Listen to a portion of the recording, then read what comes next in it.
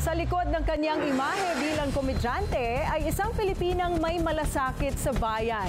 Game na sumali sa usapang politika si Rufa May Quinto sa kanyang debut sa Politico Talks ng Bilyonaryo News Channel.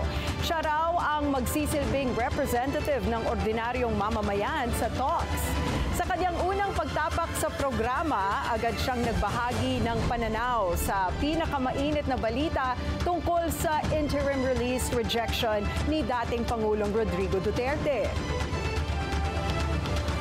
Paano mo kakalmahin ang mga nag-aalab na damdamin ng mga pro-DDS at ang tuwan-tuwa naman ng mga, you know what? Kailangan maintindihan nila ang nangyayari.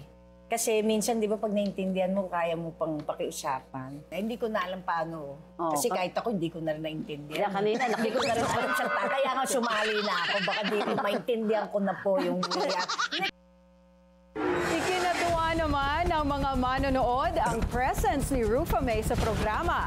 Anila, ito raw ang bumabalanse sa talakayan dahil sa kanyang wit at epektidong comedic timing. Abangan ang susunod pang mga guesting ni Rufa May sa Politico Talks tuwing Biyernes alas 8 ng gabi dito lang sa Bilyonaryo News Channel.